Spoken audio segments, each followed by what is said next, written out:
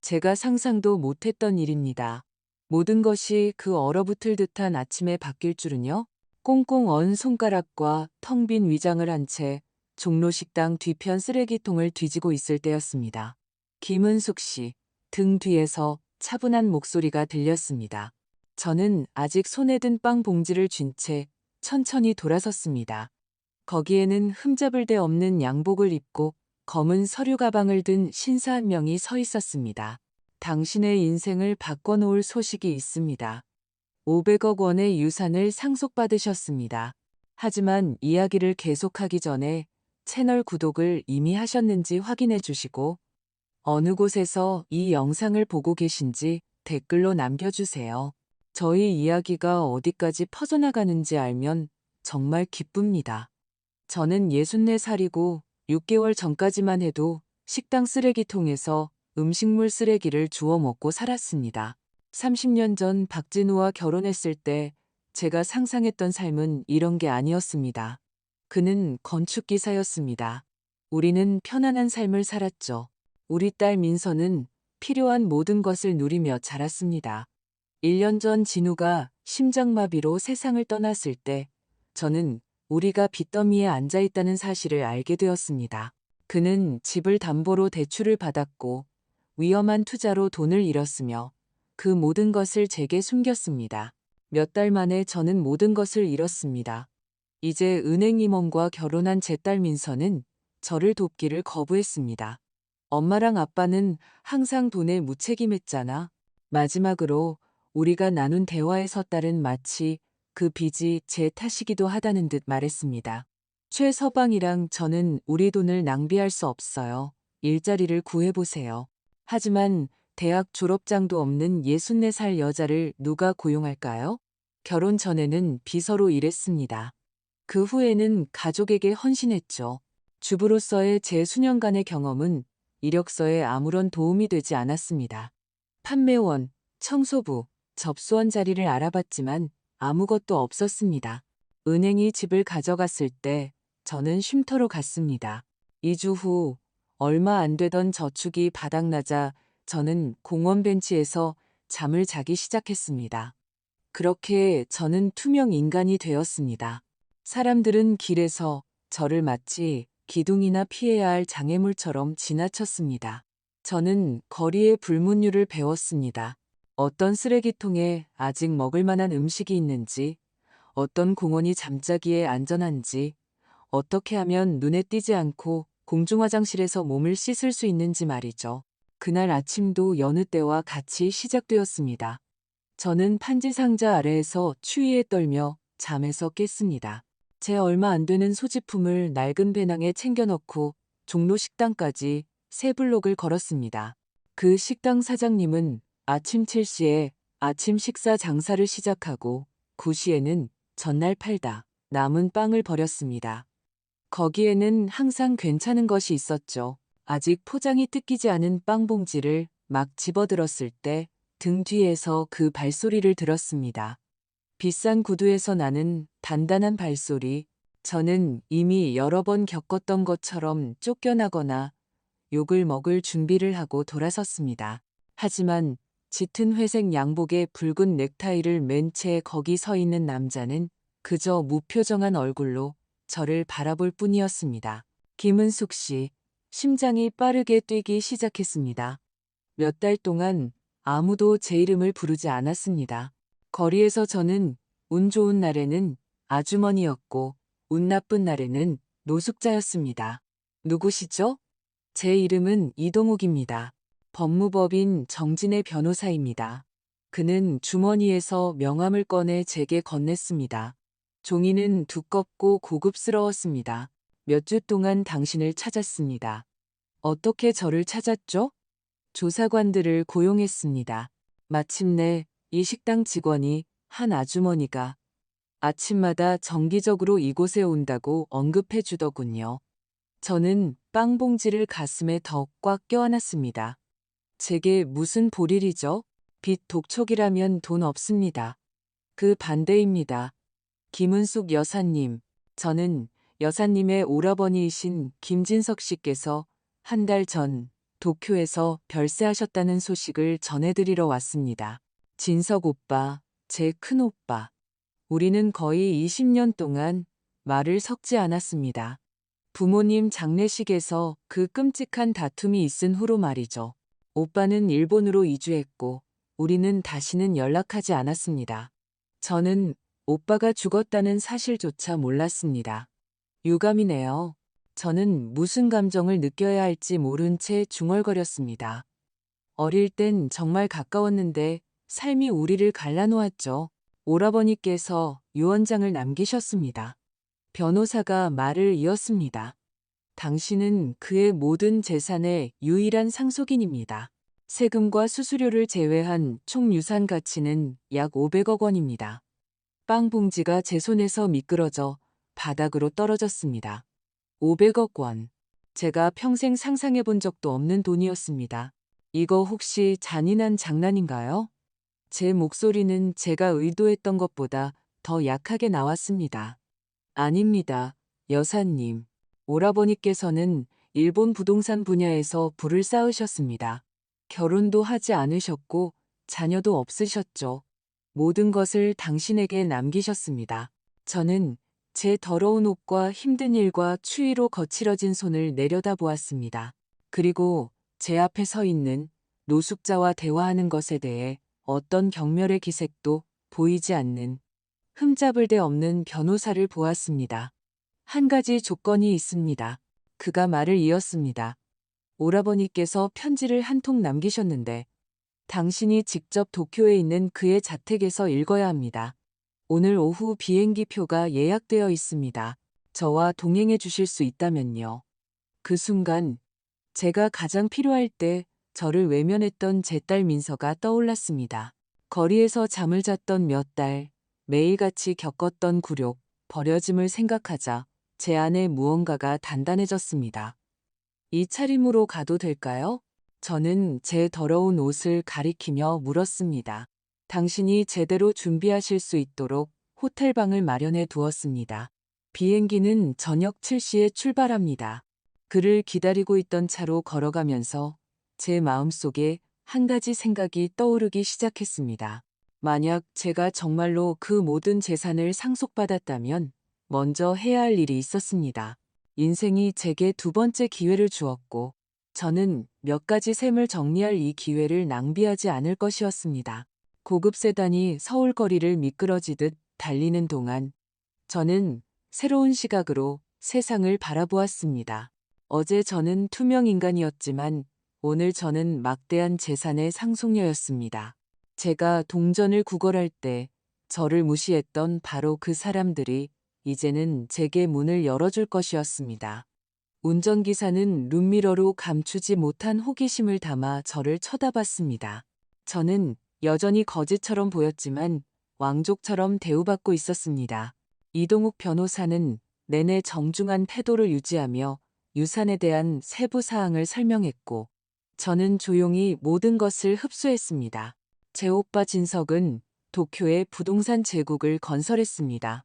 고급 아파트, 부티크 호텔, 상업용 부동산, 이 모든 것이 매년 수십억 원을 벌어들이고 있었습니다. 왜 저였을까요? 우리가 고급 호텔 앞에 멈춰섰을 때 마침내 제가 물었습니다. 진석 오빠와 저는 수십 년 동안 말을 하지 않았는데요. 오라버니께서는 당신에 대한 상세한 파일을 보관하고 계셨습니다. 이동욱 변호사가 대답했습니다. 당신의 결혼, 딸의 출생, 남편의 죽음에 대해 알고 계셨습니다. 멀리서 당신의 삶을 지켜보셨죠. 제가 길거리에 있다는 것도 아셨나요? 그 질문은 속삭임처럼 나왔습니다. 생애 마지막 몇 주 동안에야 그 사실을 알게 되셨습니다. 그때 유언장을 변경하고 돌아가신 직후에 제가 당신을 즉시 찾도록 지시하셨습니다. 호텔방에서 저는 욕실 거울 앞에 오랫동안 서 있었습니다. 저를 바라보는 여자는 낯선 사람이었습니다. 헝클어진 회색 머리카락, 햇볕과 걱정으로 늙어버린 얼굴, 희망을 잃은 사람의 흐릿한 눈동자. 저는 더러운 옷을 벗고 샤워기 안으로 들어갔습니다. 몇 달 동안 느껴보지 못했던 사치인 따뜻한 물이 먼지와 함께 제 최근의 과거 일부를 씻어내리게 두었습니다. 호텔에서는 제게 기본적인 옷을 제공했지만 깨끗하고 사이즈도 맞았습니다. 옷을 입으면서 민서를 생각했습니다. 제가 그토록 사랑으로 키운 제 유일한 딸은 제 인생에서 가장 힘든 순간에 저를 외면했습니다. 엄마의 실수 때문에 우리 가족의 미래를 위태롭게 할 수는 없어요. 그녀는 제가 그녀의 넓은 집에 머물 곳을 거부하며 말했었습니다. 그녀의 남편 최태주는 마치 경호원처럼 팔짱을 끼고 그녀 옆에 서 있었습니다. 어머니 같은 분들을 위한 쉼터가 있어요. 제가 집에서 쫓겨난 다음 주, 저는 그녀의 집 앞을 지나갔습니다. 민서와 최서방이 새 BMW에 올라타며 무언가에 웃고 있는 것을 보았습니다. 민서는 제가 수백만 원짜리라는 것을 아는 핸드백을 들고 있었습니다. 나무 뒤에 숨어서 저는 그들이 또 다른 걱정 없는 편안한 하루를 위해 떠나는 것을 지켜보았습니다. 그날 밤 저는 공원 벤치에서 추위에 몸을 웅크리고 잠들었습니다. 거리에서의 삶은 제게 많은 교훈을 주었지만 가장 고통스러운 것은 누가 진정으로 나를 아끼는지 알게 된 것이었습니다. 진우와 제가 열곤 했던 화려한 저녁 식사의 친구들이 아니었습니다. 제 친딸도 아니었습니다.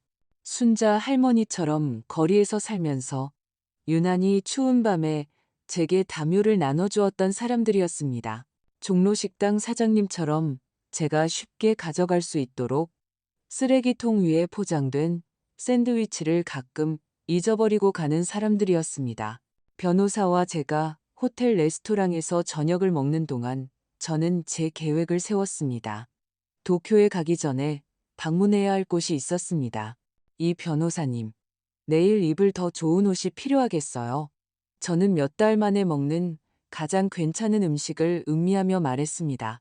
그리고 가능하다면 우리 여행을 하루 미루고 싶습니다. 이유를 여쭤봐도 되겠습니까? 여기서 처리해야 할 개인적인 일이 있습니다. 저는 간단하게 대답했습니다. 다음 날 아침, 새 옷을 입고 호텔 스타일리스트가 손질해준 머리를 한 저는 다른 사람처럼 보였습니다. 운전기사는 제가 한 번도 가본 적은 없지만 외우고 있던 주소로 저를 데려갔습니다. 민서의 남편 최태준이 재무이사로 일하는 사무실이었습니다. 저는 새로워진 자신감을 가지고 그 웅장한 건물로 들어섰습니다. 안내 데스크에서 저는 최태준 이사를 만나러 온 김은숙이라고 밝혔습니다. 그의 장모라고 전해주세요. 접수원은 놀란 눈으로 저를 쳐다봤습니다. 분명 최 이사는 장모에 대해 언급한 적이 없었을 테지만 그녀는 전화를 걸었습니다. 몇 분 후 최서방이 로비에 나타났습니다. 저를 알아봤을 때 그의 얼굴은 충격으로 굳어졌습니다. 장모님, 이게 어떻게? 그는 제 새 옷과 정돈된 머리를 보며 완전히 혼란스러워했습니다. 얘기 좀 해야겠네, 최서방. 가족 문제야. 그는 눈에 띄게 불편해하며 저를 그의 사무실로 안내했습니다. 저는 그의 책상 앞에 앉아 액자에 담긴 사진들을 둘러보았습니다. 민서와 그가 호화로운 여행지에서 화려한 파티에서 찍은 사진들. 그중 하나에서 저는 제 어머니의 것이었던 목걸이를 알아보았습니다. 제가 모든 것을 잃었을 때 민서에게 남겨준 몇 안 되는 유품 중 하나였습니다. 최서방, 사업 제안을 하러 왔네. 제안이요? 장모님, 죄송한 말씀이지만 몇 주 전까지만 해도 길거리에서 생활하셨잖아요. 어떤 제안을 하실 수 있다는 거죠? 500억 원과 자네의 경력에 미래가 걸린 제안이지. 저는 그의 얼굴에 떠오른 충격과 불신을 지켜보며 차분하게 대답했습니다. 제가 유산에 대해 설명하자 최서방의 표정은 불신에서 탐욕스러운 관심으로 바뀌는 것을 보았습니다. 제가 말을 마쳤을 때 그는 이미 다른 사람이 되어 있었습니다. 비굴하고 거의 아첨에 가까웠죠. 장모님, 정말 놀랍네요. 얼마나 기쁘시겠어요. 아시다시피 민서와 저는 항상 돕고 싶었지만 저희 재정 상황이 복잡해서요. 자세한 설명은 됐네, 최서방. 자네들은 나를 외면했어. 이제 내게 제안이 있네. 자네 은행에 상당한 투자를 할 거야. 그러면 자네 경력에 큰 도움이 되겠지. 그 대가로 나는 단 한 가지만 원하네. 무엇이든 말씀만 하십시오. 그는 야망에 거의 침을 흘리며 대답했습니다. 오늘 밤 자네 집에서 저녁 식사를 하고 싶네. 물론 민서와 함께, 그리고 자네들이 초대해야 할 몇몇 선정된 친구들과 함께 말이지. 저는 신중하게 고른 이름들이 적힌 목록을 그에게 건넸습니다. 그들의 사교계에서 중요한 사람들이었죠. 물론이죠. 문제 없습니다. 민서가 장모님을 모시게 되어 기뻐할 겁니다. 저는 모든 것을 준비하겠다는 최서방의 약속을 받고 사무실을 떠났습니다. 그는 저녁 식사의 이유조차 묻지 않았습니다. 500억 원은 불편한 질문을 없애는 힘이 있었습니다. 그날 오후, 저는 서울에서 가장 비싼 가게 중 한 곳에서 우아한 드레스를 샀습니다. 보석은 소박하지만 의심할 여지 없이 품질이 좋은 것으로 골랐습니다. 저는 마치 전투를 앞둔 장군처럼 신중하게 준비했습니다. 나가기 전 거울을 본 여인은 더 이상 절망에 빠진 노숙자가 아니었습니다. 힘을 가진 사람이었습니다. 그리고 저는 그 힘을 그들 중 누구도 결코 잊지 못할 교훈을 가르치는 데 사용할 것이었습니다. 그날 밤 운전기사가 민서의 집 앞에 차를 세웠을 때 저는 깊은 숨을 내쉬고 미소 지었습니다. 복수는 차갑게 식혀서 먹는 요리라고들 하죠. 그리고 제 요리는 완벽하게 차가웠습니다. 제가 민서와 최서방의 집 초인종을 눌렀을 때 제 심장은 긴장 때문이 아니라 기대감으로 세차게 뛰고 있었습니다. 문이 열리고 거기에는 검은 드레스를 입고 머리와 화장을 완벽하게 한 내 딸, 그녀가 서 있었습니다. 저를 보고 그녀의 눈이 휘둥그레졌습니다. 엄마, 이게. 최서방이 엄마가 올 거라고 했는데 믿지 않았어요. 그녀는 제 변신에 완전히 혼란스러워하며 저를 위아래로 훑어보았습니다. 안녕, 민서야. 저는 차분하고 절제된 목소리를 유지했습니다. 들어가도 될까? 그녀는 비켜서며 제가 들어갈 수 있게 해주었습니다. 집 내부는 제가 상상했던 그대로였습니다.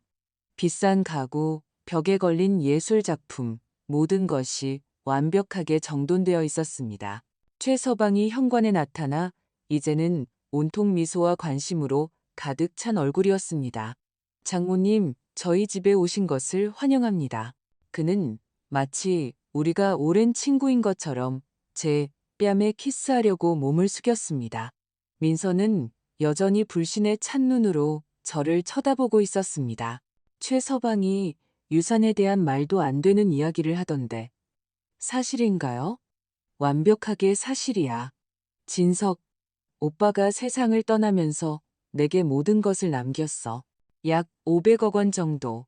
저는 그녀의 얼굴이 불신, 충격, 그리고 마침내 제가 즉시 알아차린 감정, 계산된 후회를 거쳐가는 것을 지켜보았습니다. 엄마, 정말 멋져요. 갑자기 그녀가 저를 껴안았습니다. 정말 기뻐요. 저는 그녀가 사용하는 비싼 향수 냄새를 맡으며 그 포옹을 돌려주지 않고 받아들였습니다. 이것은 그녀가 제게 쉼터를 찾아보라고 말했던 그날 사용했던 것과 같은 향수였습니다. 거실은 이미 손님들로 가득 차 있었습니다. 최서방의 직장 동료들, 몇몇 부유한 이웃들, 클럽 친구들, 모두들 그토록 소란을 일으키는 저 우아한 여인이 누구인지 이해하려 애쓰며 호기심 어린 눈으로 저를 쳐다보았습니다. 최서방은 곧 저를 오랫동안 해외에 머물다 돌아온 사랑하는 장모님으로 소개하는 발표를 했습니다. 거짓말은 그의 입에서 쉽게 흘러나왔습니다. 어제까지만 해도 제가 판지 상자에서 잠을 잤다는 것을 알 필요는 아무도 없었습니다. 저녁 식사 동안 주빈으로 식탁 상석에 앉아 저는 제 주위에서 벌어지는 사교적인 춤을 관찰했습니다. 갑자기 저는 매력적인 사람이 되었습니다. 노숙자를 피하기 위해 길을 건넜을 사람들이 이제는 제 말 한마디 한마디에 매달렸습니다. 그들은 제 가장 단순한 농담에도 웃었습니다. 민서는 헌신적인 딸 역할을 하며 빛나고 있었습니다. 엄마는 항상 정말 독립적이셨어요. 그녀는 손님들에게 말했습니다. 아빠가 돌아가신 후 여행을 떠나 자신을 찾기로 결심하셨죠. 모든 거짓된 말은 칼날 같았지만 저는 미소를 지으며 와인을 마시며 적절한 순간을 기다렸습니다. 디저트 시간, 이미 와인과 수백억 원의 전망에 취한 최서방이 건배를 제의했습니다. 저의 훌륭한 장모님 김은숙 여사님을 위하여 그분의 존재와 곧 우리의 삶을 변화시킬 사업 파트너십으로 우리를 영광스럽게 해주셨습니다. 모두가 잔을 들었습니다. 바로 그때 저는 잔을 손에 들고 일어섰습니다. 저도 건배를 하고 싶습니다. 제 목소리는 맑고 단호했습니다. 진실을 위하여. 기묘한 침묵이 식탁 위에 내려앉았습니다. 진실은 소중한 것입니다. 저는 계속했습니다. 예를 들어 제가 지난 6개월 동안 어디에 있었는지에 대한 진실 말이죠. 민서는 제게 경계의 눈빛을 보냈지만 저는 계속했습니다. 남편이 세상을 떠나고 우리가 빚더미에 앉았다는 것을 알게 된 후 저는 우리 집을 잃었습니다. 저는 잠시 몸을 추스릴 때까지 머물 임시 거처라도 부탁하러 제 딸에게 왔습니다. 최서방은 창백해졌습니다. 민서는 냅킨을 꽉 쥐었습니다. 하지만 민서와 최서방은 제가 짐이 될 것이라며 자신들의 생활 방식을 위태롭게 할 수 없다고 말했습니다. 쉼터를 찾아보라고 제안했죠. 손님들은 이제 우리 사이를 불편하게 쳐다보고 있었습니다.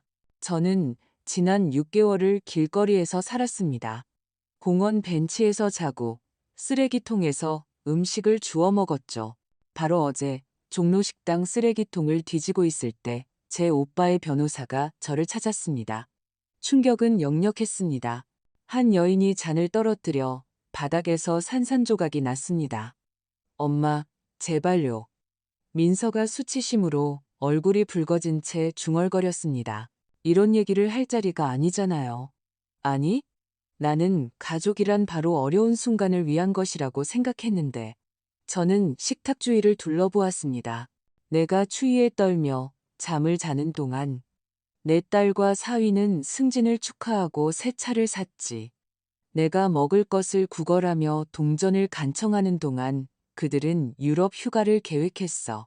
최서방이 상황을 수습하려 일어섰습니다. 장모님께서 지금 감정적으로 힘든 시기를 겪고 계십니다.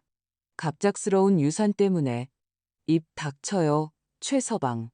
저는 단호하게 말했습니다. 자네는 돈 얘기를 듣고 나서야 나를 사람 취급하기 시작했지. 어제까지만 해도 나는 자네들 둘에게 투명 인간이었어. 저는 그날 오후에 인쇄해 온 몇 장의 사진을 주머니에서 꺼냈습니다.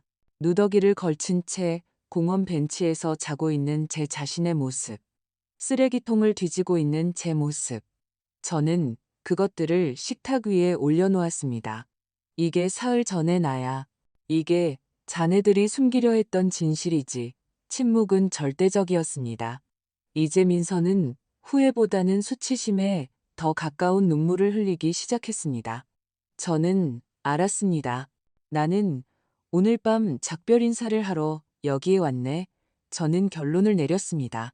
내일 내 유산을 받으러 도쿄로 떠나서 새로운 삶을 시작할 거야. 내가 누구인지가 아니라 내가 무엇을 가졌는지만을 중시하는 사람들 없는 삶을 말이지. 저는 가방을 들고 문으로 걸어갔고 모든 시선이 제게 쏠리는 것을 느꼈습니다. 나가기 전에 저는 마지막으로 한번 돌아보았습니다. 최서방, 자네 은행에 대한 투자는 없을 걸세.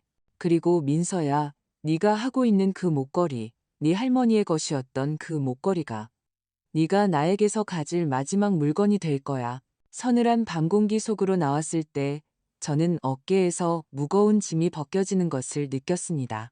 운전기사가 차 문을 열어주었고 차에 타기 전에 저는 제가 남기고 온 혼돈을 상상하며 불이 켜진 집을 바라보았습니다. 복수는 제가 상상했던 것만큼 달콤하지 않았습니다. 그보다 더 좋았습니다. 왜냐하면 그것은 단지 그들을 모욕하는 것에 관한 것이 아니었기 때문입니다.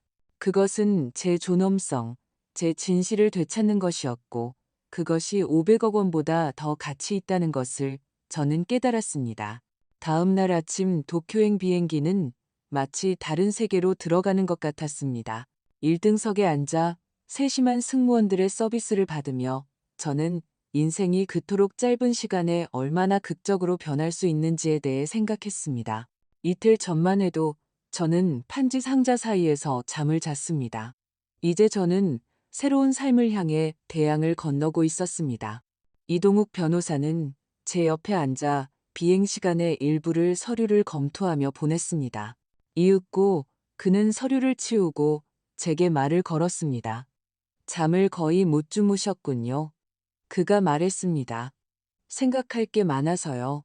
저는 아래의 끝없는 푸른 바다를 창밖으로 내다보며 대답했습니다.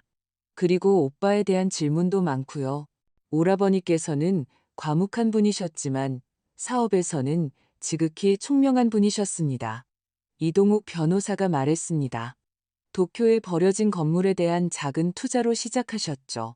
그것을 개조해서 고급 아파트로 바꾸셨습니다. 그 후에는 항상 장기적인 안목으로 더 많은 부동산을 사들이셨습니다. 왜 한 번도 연락을 하지 않으셨을까요? 이동욱 변호사는 망설였습니다. 그것은 당신이 그분이 남기신 편지를 읽으시면 명확해질 것이라고 생각합니다. 그분 나름의 이유가 있으셨습니다. 우리를 갈라놓았던 오래된 싸움은 이제 너무나 멀게 거의 하찮게 느껴졌습니다. 우리는 젊고 고집이 셌고 둘 다 부모님의 보잘것없는 유산 분할에 대해 자신이 옳다고 확신했습니다. 저는 어머니의 목걸이, 아버지의 책 수집품과 같은 몇 안 되는 감상적인 가치가 있는 물건들을 선택했습니다. 진석 오빠는 돈을 가졌는데 그리 많지는 않았습니다. 그 당시 저는 그를 탐욕스럽다고 비난했습니다. 그는 저를 순진하다고 비난했죠. 분명히 그는 제가 결코 상상하지 못했던 사업에 대한 안목을 가지고 있었습니다. 도쿄에서 우리는 운전기사의 마중을 받아 진석 오빠의 집, 아니 저택으로 바로 갔습니다. 도시가 내려다 보이는 언덕에 위치한 그 집은 인상적이었습니다. 현대적인 건축 양식과 전통적인 일본 요소가 섞여 있었고 꼼꼼하게 관리된 정원, 수평선과 하나가 되는 것처럼 보이는 인피니티 풀이 있었습니다. 오빠가 여기서 혼자 사셨나요? 저는 그곳의 크기에 감명받아 물었습니다. 몇몇 직원들과 함께요. 이동욱 변호사가 대답했습니다. 가정부인 다나카 부인께서 모든 것을 돌보셨습니다. 그분은 여전히 여기에 계십니다. 당신이 어떻게 할지 결정할 때까지 집을 정돈하고 계시죠. 다나카 부인이 문에서 우리를 맞이했습니다. 따뜻한 미소를 지닌 중년의 다부진 여성이었습니다. 그녀는 강한 억양의 일본어를 구사했지만 우리는 그런대로 의사소통을 할 수 있었습니다. 오라버니께서 당신에 대해 많이 말씀하셨습니다. 그녀는 저에게 집안의 방들을 보여주며 말했습니다. 사무실에 당신의 사진을 두셨어요. 실제로 진석 오빠의 사무실에 들어갔을 때 저는 책상 위 액자 속에 제 자신의 모습을 보았습니다. 우리가 틀어지기 전에 오래된 사진이었습니다. 그 옆에는 우리 부모님의 사진이 있었습니다. 마치 그가 적어도 사진 속에서는 가족을 함께 지켰던 것 같았습니다. 이것이 오라버니께서 당신을 위해 남기신 봉투입니다. 이동욱 변호사가 봉인된 큰 봉투를 건네며 말했습니다. 그의 집에서 여기서 열어보라고 하셨습니다. 저는 떨리는 손으로 봉투를 받아들고 잠시 혼자 있을 시간을 요청했습니다. 모두가 나갔을 때 저는 한때 제 오빠의 것이었던 의자에 앉아 봉인을 뜯었습니다. 안에는 여러 서류가 있었습니다. 공식적인 유언장, 재산 증명서, 은행 거래 내역서, 그리고 손으로 쓴 편지 한 통. 저는 그것을 펼쳤고 즉시 진석 오빠의 필체를 알아보았습니다. 사랑하는 은수가 네가 이 편지를 읽고 있다면 나는 더 이상 이 세상에 없고 이동욱 변호사가 너를 찾는데 성공했다는 뜻이겠지. 그리 어렵지 않았기를 바란다. 내 가장 큰 두려움은 네가 완전히 사라졌을까 하는 것이었어. 먼저 오랜 세월 동안 침묵했던 것에 대해 사과한다. 우리의 다툼은 어리석었지. 대부분의 남매 싸움이 그렇듯이 말이야. 양쪽 모두 자존심이 너무 강했던 것 같아. 마침내 내 고집을 꺾고 너를 찾아 나서기로 했을 때 너는 이미 결혼해서 새로운 삶을 시작했더구나. 방해하고 싶지 않았어. 그럼에도 불구하고 나는 계속 소식을 들었어. 네가 어떻게 지내는지, 행복한지 조용히 사람들을 고용해서 내 소식을 전해 듣곤 했지. 내 딸 민서가 태어난 것도 알았어. 내 조카를 만나고 싶었지만 그렇게 오랜 시간이 지난 후에 어떻게 다시 나타나야 할지 몰랐어. 내 남편이 죽고 더 나쁘게는 네가 처한 상황에 대해 알게 되었을 때 나는 이미 많이 아팠어. 암이 빠르게 진행되고 있었지. 최대한 빨리 행동하려고 했어. 유언장을 변경하고 이동욱 변호사에게 내가 죽은 직후에 즉시 너를 찾으라고 지시했지. 은수가 돈이 잃어버린 세월을 보상해 줄 수 없다는 걸 알지만 그것이 내게 마땅히 누려야 할 안락함과 안정을 줄 수 있기를 바란다. 나는 이 모든 것을 혼자, 가족도, 자식도 없이 이뤘어. 항상 생각했지. 이 모든 것을 누구에게 남겨야 할까? 그 대답은 항상 너였어. 내 유일한 여동생. 마지막으로 한 가지 더. 내 왼쪽 벽에 있는 그림 뒤에 금고가 있어. 비밀번호는 우리 생일이야.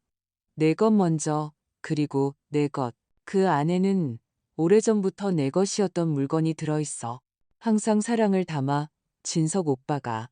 저는 다리가 후들거리는 것을 느끼며 일어나 언급된 그림으로 향했습니다. 해질녘 도쿄의 풍경화였습니다. 저는 그것을 조심스럽게 치웠고 작은 금고가 드러났습니다. 떨리는 손가락으로 비밀번호를 입력했습니다.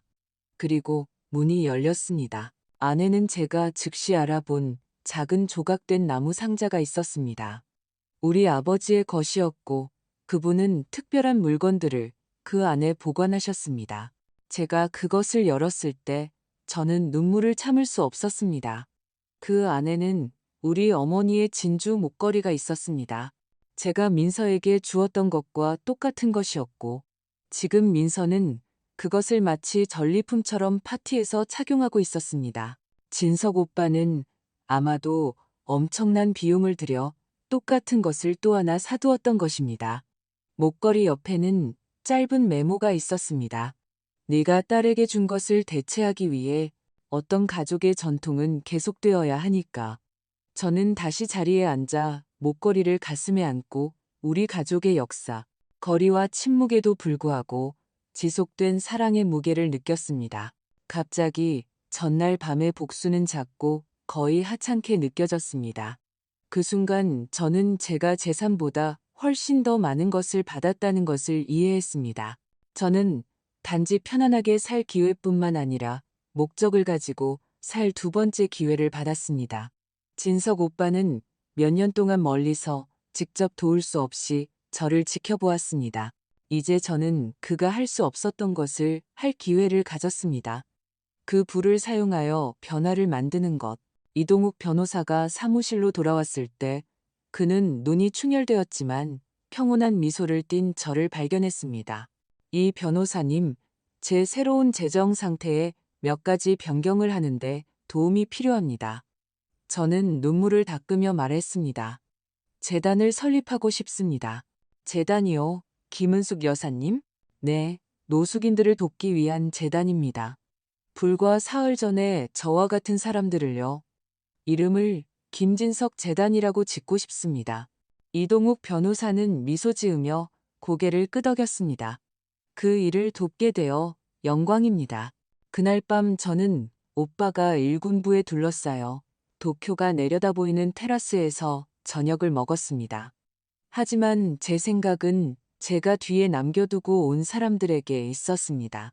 민서나 최서방이 아니라 순자 할머니, 종로식당 사장님, 제가 아무것도 줄 것이 없을 때 친절을 베풀었던 모든 사람들에게요.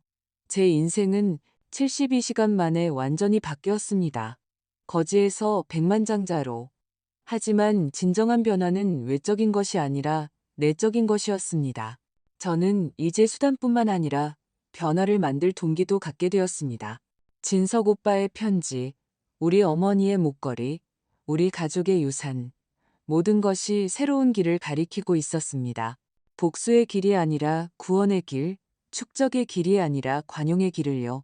도쿄의 불빛을 바라보며 저는 오빠에게 조용한 약속을 했습니다. 그의 유산은 건물과 은행 계좌에만 살아있는 것이 아니라 제 삶에서부터 시작하여 변화된 삶들 속에서 살아 숨쉴 것이라고. 도쿄에서의 첫 몇 달은 적응의 연속이었습니다. 진석 오빠가 건설한 제국에 대해 배워야 할 것이 너무나 많았습니다. 도시에 흩어져 있는 부동산, 임대 계약, 여러 부문에 대한 투자. 이동욱 변호사는 관리자, 변호사, 회계사들과의 회의를 통해 저를 끈기 있게 안내해주며 값을 매길 수 없는 도움을 주었습니다. 오라버니께서는 매우 체계적인 분이셨습니다. 이동욱 변호사가 한 회의 중에 설명했습니다. 각 부동산마다 자체 관리팀이 있습니다. 모든 투자는 신중하게 모니터링됩니다. 저는 점차 진석 오빠의 유산을 이해하게 되었습니다. 그것은 단지 재산이 아니었습니다.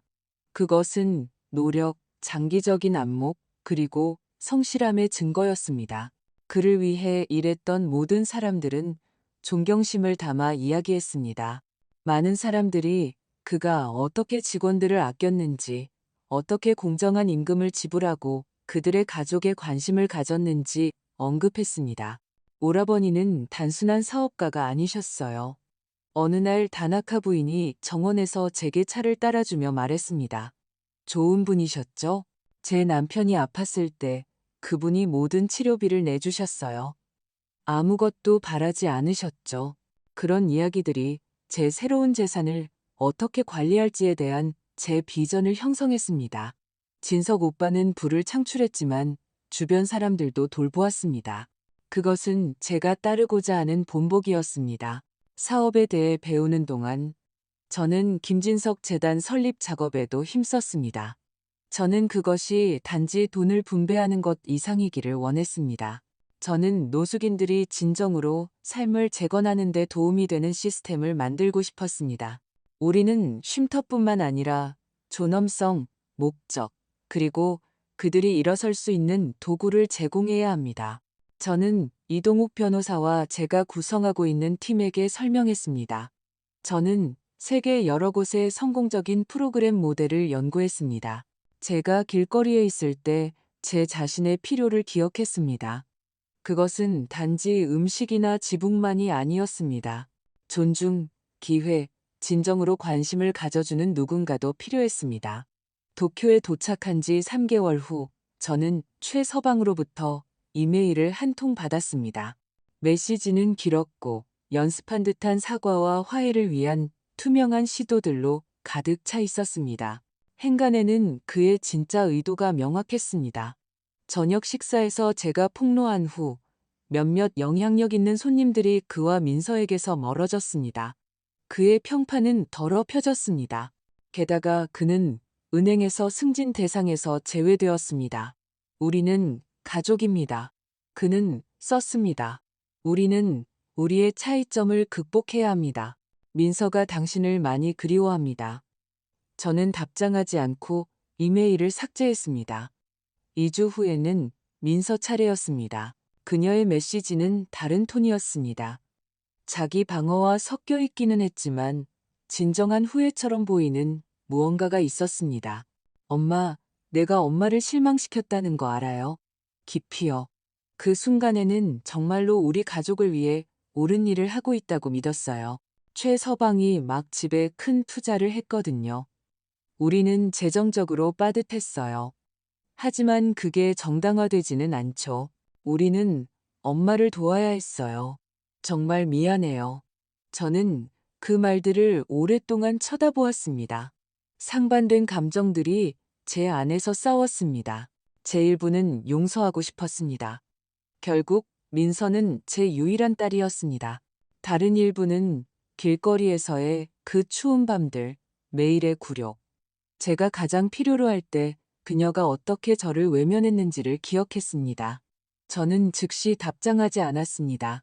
대신 저는 재단에서의 제 일을 계속했습니다. 우리는 도쿄에서 시범 프로젝트를 시작했습니다. 식사와 임시 쉼터뿐만 아니라 의료 지원, 심리 상담, 직업 훈련, 그리고 연구주택을 찾는데 도움을 제공하는 센터였습니다. 도쿄에 도착한 지 6개월 후 우리는 첫 번째 김진석 재기센터를 열었습니다. 저는 지역 당국, 언론인, 그리고 물론 노숙인들을 초대했습니다. 손님들의 조합은 부유한 사람들 사이에서 약간의 불편함을 야기했지만 그것이 바로 요점이었습니다. 재정 상황에 관계없이 모든 사람이 동등한 존중을 받을 자격이 있다는 것을 보여주는 것이었죠. 개관연설에서 저는 제 자신의 이야기를 나누었습니다. 1년도 채 되지 않은 시간 전에 저는 여기 계신 많은 우리 친구들과 같은 상황에 있었습니다. 저는 존중을 담아 초대된 노숙인들을 가리키며 말했습니다. 공원 벤치에서 잠을 자고 쓰레기통에서 음식을 주워 먹고 대부분의 사람들에게 투명 인간이었습니다. 이것은 누구에게나 일어날 수 있는 상황이며 종종 우리의 통제를 벗어난 상황 때문에 발생합니다. 우리는 판단을 멈추고 돕기 시작해야 합니다. 반응은 제가 예상했던 것보다 컸습니다. 언론에 의해 노숙자 상속녀라고 불리게 된 제 이야기는 전 세계로 퍼져나갔습니다. 기자들은 인터뷰를 원했고 TV 프로듀서들은 다큐멘터리 계약을 제안했습니다.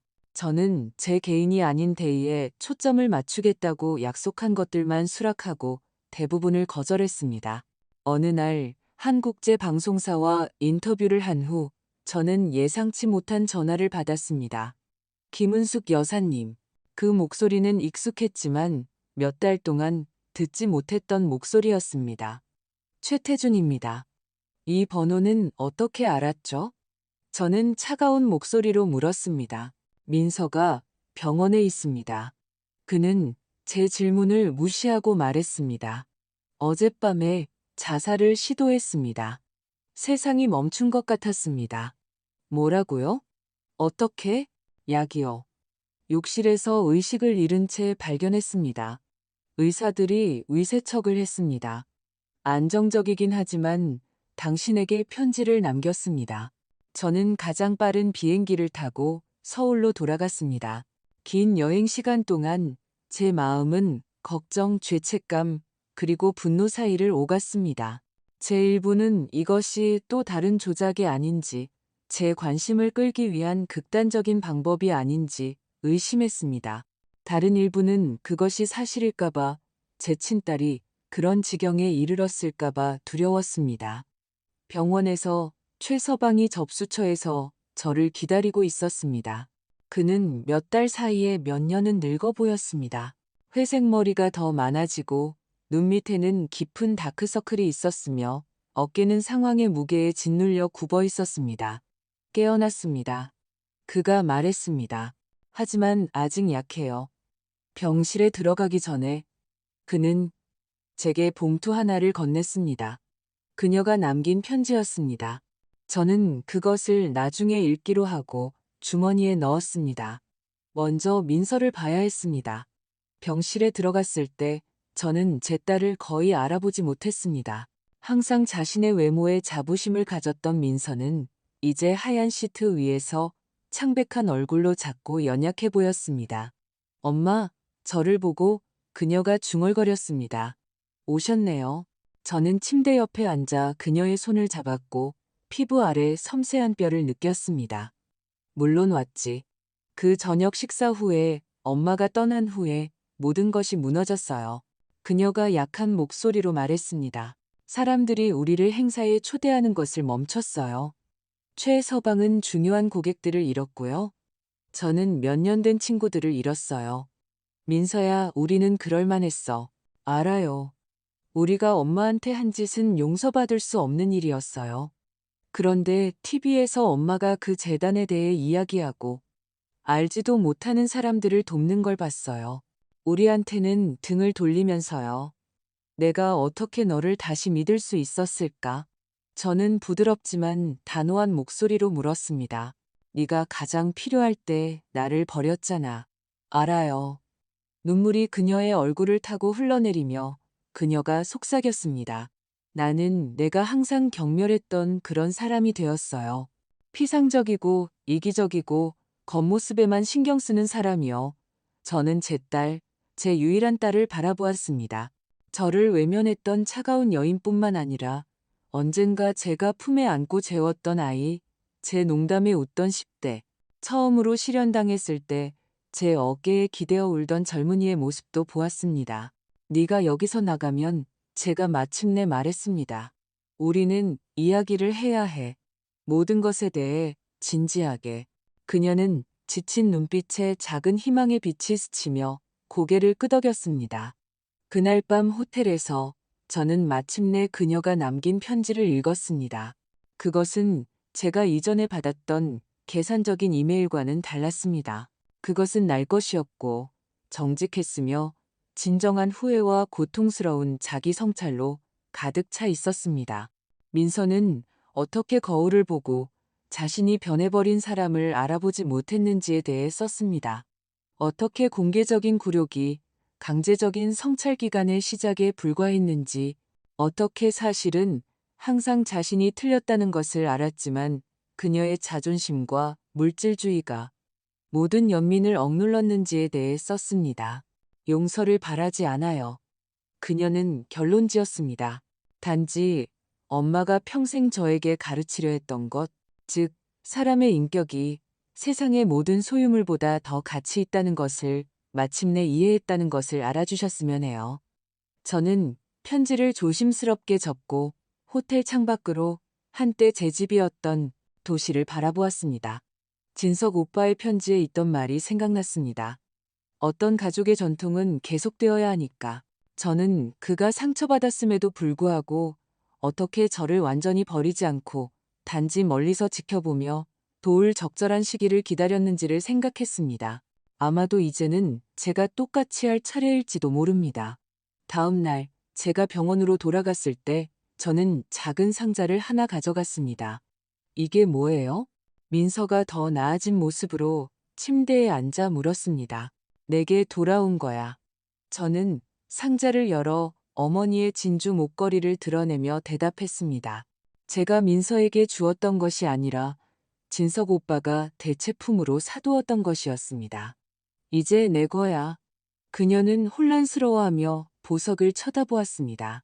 하지만 저 하나 있잖아요. 엄마가 주신 거. 이건 달라. 이건 조건이 있어. 무슨 조건이요? 이것을 신분의 상징이 아니라 가족의 가치, 연민, 그리고 우리 모두가 받을 자격이 있는 두 번째 기회에 대한 상기물로 사용하라는 것. 눈물이 다시 그녀의 눈에 고였지만 이번에는 달랐습니다. 절망의 눈물이 아니라 이해의 눈물이었습니다. 그 후 며칠 동안 우리는 과거에 대해, 서로에게 입힌 상처에 대해, 그토록 깊이 부서진 것을 재건할 가능성에 대해 오랫동안 대화했습니다. 쉽지 않았고 빠르지도 않았습니다. 분노가 다시 차오르는 순간도 있었고 버려짐의 고통이 극복하기에는 너무 생생하게 느껴지는 순간도 있었습니다. 하지만 조금씩 하루하루 우리는 새로운 길을 찾기 시작했습니다. 한 달 후 민서가 육체적으로 완전히 회복되었을 때 저는 우리 둘 다를 놀라게 한 제안을 했습니다. 재단에서 나와 함께 일하러 와. 저는 점심 식사 중에 말했습니다. 도쿄가 아니라 여기서 서울에 지부를 열고 싶어. 제가요? 노숙인들과 함께 일한다고요? 그녀는 진심으로 놀란 듯 보였습니다. 방금 두 번째 기회를 받은 사람보다 두 번째 기회의 중요성을 더 잘 이해할 사람이 누가 있겠어? 그녀는 잠시 생각하더니 천천히 고개를 끄덕였습니다. 제 자신에게 빚진 것 같아요. 사실 빚에 관한 게 아니야. 민서야, 목적에 관한 거지. 우리의 경험을 좋든 나쁘든 변화를 만드는 데 사용하는 것에 관한 거야. 점심 식사 후 공원을 걷는 동안 저는 인생이 어떻게 예상치 못한 전환을 하는지에 대해 생각했습니다. 1년도 채 되지 않아 저는 길거리 거주자에서 백만장자로, 버림받은 어머니에서 제 딸의 멘토로 변했습니다. 진석 오빠는 제게 돈 이상을 주었습니다. 그는 제 인생뿐만 아니라 다른 많은 사람들의 인생을 변화시킬 기회를 주었습니다. 엄마, 민서가 제 생각을 가로막으며 부드럽게 말했습니다. 모든 것에 대해 미안해요. 저는 제 딸을 바라보았습니다. 저를 외면했던 차가운 여인도, 제가 언젠가 품에 안고 재웠던 아이도 아닌 우리 모두처럼 결점과 잠재력으로 가득 찬 지금의 복잡한 사람을요. 알아. 저는 그녀의 손을 꼭 잡으며 대답했습니다. 나도 그래. 그리고 우리는 계속 걸었습니다. 더 이상 과거의 포로가 아니라 미래를 향해 바라보면서, 결코 잊지 않았던 한 오빠 덕분에 이제 우리가 함께 건설할 특권을 가진 미래를요. 제가 노숙자에서 백만장자 상속녀로 변신한 지 1년 후 첫 번째 김진석 재기센터가 서울에 문을 열었습니다. 저는 제가 잠을 자곤 했던 곳에서 몇 블록 떨어진 종로식당 근처에 버려진 건물을 전략적으로 위치로 선택했습니다. 개관식은 간단했지만 의미 있었습니다. 초대 손님 중에는 지역 정치인, 기업가, 언론인, 그리고 가장 중요한 첫 수혜자가 될 노숙인들이 있었습니다. 이 센터는 단지 식사나 임시 쉼터를 위한 장소가 아닙니다. 저는 연설 중에 설명했습니다. 이곳은 존엄성, 가능성, 그리고 재기의 공간입니다. 우리는 의료 지원, 심리 상담, 직업 훈련, 서류 발급 지원, 그리고 무엇보다도 지지 공동체를 제공합니다. 저는 청중을 바라보았고, 제가 길거리에서 보냈던 시절에 알았던 얼굴들을 보았습니다.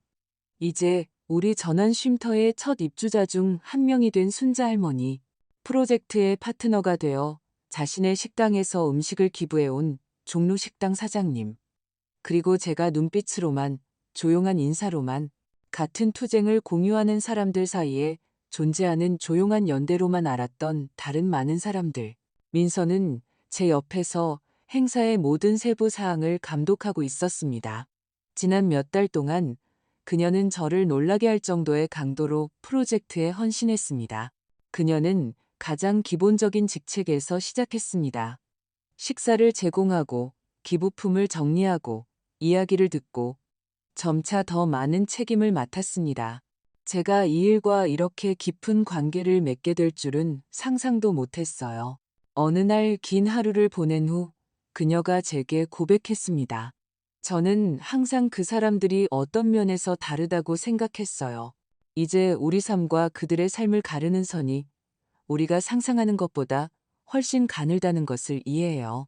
그것이 제가 길거리에서의 시간이 제게 가르쳐준 가장 귀중한 교훈이었고, 이제 그것이 전수되고 있었습니다. 공식적인 개관식이 끝나고 대부분의 저명한 손님들이 떠난 후 우리는 우리의 진정한 주빈들, 즉 센터를 이용할 사람들만 남았습니다. 우리는 자선이 아닌 함께 나누는 축하 행사로 특별한 식사를 제공했습니다. 그 식사 중에 한 남자가 제 테이블로 조심스럽게 다가왔습니다. 저는 즉시 그를 알아보았습니다.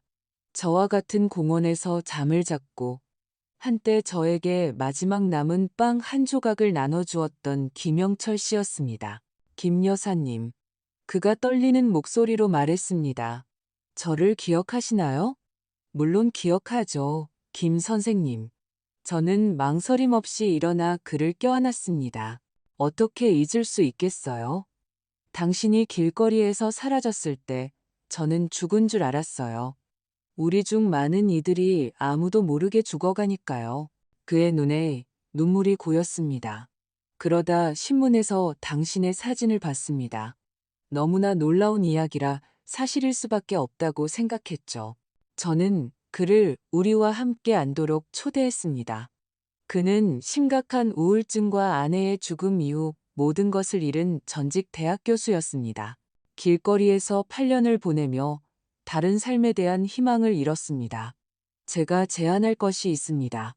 그의 이야기를 들은 후 제가 말했습니다. 센터의 교육 프로그램을 총괄할 사람이 필요합니다. 교육과 거리의 현실을 모두 이해하는 사람이요. 그는 믿을 수 없다는 듯이 저를 쳐다보았습니다. 제가요? 하지만 저는 가르친 지 몇 년이나 되었고 서류도 없는데요. 그건 우리가 해결할 수 있습니다. 우리 대화를 듣고 있던 민서가 대답했습니다. 서류, 적절한 옷, 재정비하시는 동안 머물 임시거처. 중요한 것은 선생님의 경험과 지식입니다. 김영철 교수의 얼굴에 떠오른 그 표정.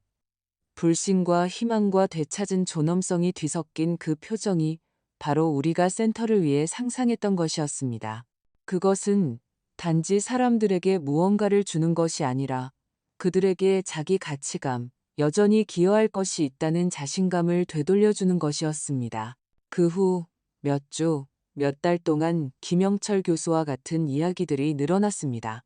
센터는 단지 쉼터가 아니라 많은 사람들의 삶의 전환점이 되었습니다. 모든 사람에게 효과가 있었던 것은 아닙니다. 어떤 이들은 변화를 위한 준비가 되어 있지 않았고, 다른 이들은 너무 복잡한 도전에 직면했지만, 많은 이들에게 그것은 결코 받아본 적 없는 기회였습니다. 서울센터 개관 1년 후 김진석 재단은 이미 200명 이상이 영구주택과 일자리를 찾는데 도움을 주었습니다. 그 모델은 다른 도시에서도 복제되었고 지역의 필요에 맞게 조정되었지만 항상 기본적인 원칙을 유지했습니다. 노숙인들을 존엄과 존중으로 대하고 즉각적인 도움뿐만 아니라 지속적인 변화를 위한 도구를 제공하는 것. 민서에 관해서는 우리 관계는 계속해서 벽돌 하나하나 쌓아 올려졌습니다. 완벽하지 않았고 긴장의 순간도 있었습니다. 고통스러운 기억, 변화의 진정성에 대한 의심도 있었지만 그것은 발전하고 있었습니다. 반면에 최서방은 결국 무대에서 사라졌습니다. 그의 결혼 생활은 지난 몇 달간의 압박과 변화를 견디지 못했습니다. 그는 이것이 왜 나에게 그렇게 중요해졌는지 결코 진정으로 이해하지 못했어요. 민서가 별거에 대해 이야기했을 때 설명했습니다. 그에게는 잃어버린 지위를 되찾고 우리 이미지를 세탁하는 방법일 뿐이었죠. 나에게는 그 이상이 되었어요. 어느 조용한 오후, 센터 사무실에서 진행 보고서를 검토하던 중, 민서가 오랫동안 품고 있던 질문을 제게 던졌습니다. 엄마, 저를 정말로 용서하셨어요? 아니면 단지 일 때문에 저를 참고 계신 건가요? 저는 하던 일을 멈추고 제 딸을 바라보았습니다. 언젠가 저를 외면했던 철없는 소녀가 아니라 진정으로 속죄하고 배우고 성장하려 노력하는 여인이었습니다. 용서는 한 번에 일어나는 것이 아니야. 저는 잠시 후 대답했습니다. 그것은 과정이야. 길거리에서의 추위, 배고픔, 외로움을 기억하는 날도 있어. 그리고 네가 나를 돕지 않았다는 사실에 화가 나기도 해. 하지만 지금 내가 되어가고 있는 모습, 네가 하고 있는 선한 일을 보기도 해. 그리고 그게 중요해. 언젠가 완전히 잊을 수 있을 거라고 생각하세요? 잊는 것에 관한 게 아니야, 민서야. 과거가 우리의 미래를 정의하게 두지 않는 것에 관한 거지.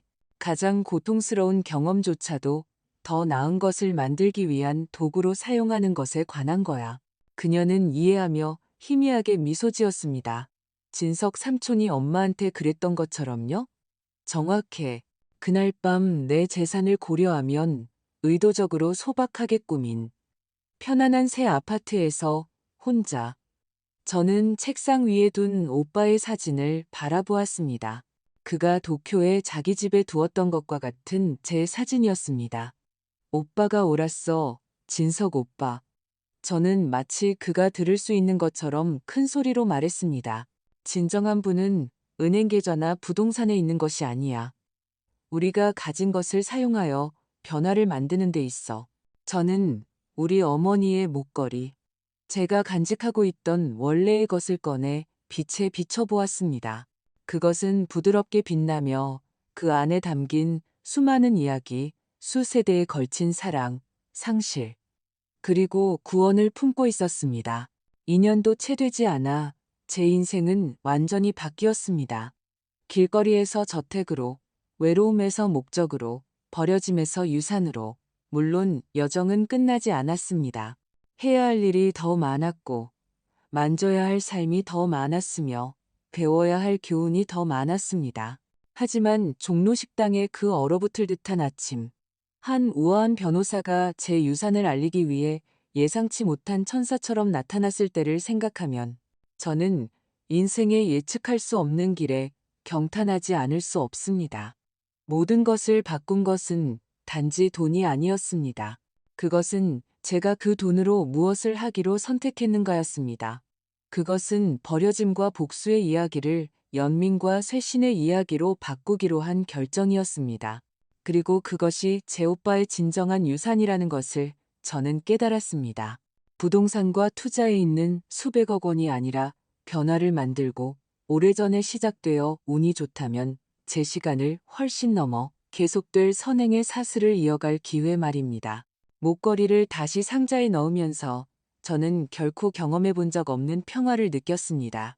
저는 구렁텅이 밑바닥에서 세상의 정상까지 올라왔지만 가장 중요한 것은 진정한 가치는 그 어느 극단에도 있지 않고 그 사이의 길, 배운 교훈, 내민 손, 회복된 존엄성에 있다는 것을 발견했다는 것입니다. 그리고 그것은 세상의 어떤 재산으로도 살 수 없는 것이었습니다. 이제 이 이야기가 마음에 드셨다면 구독을 클릭하시고 어떤 부분이 가장 인상 깊었는지 댓글로 알려주세요.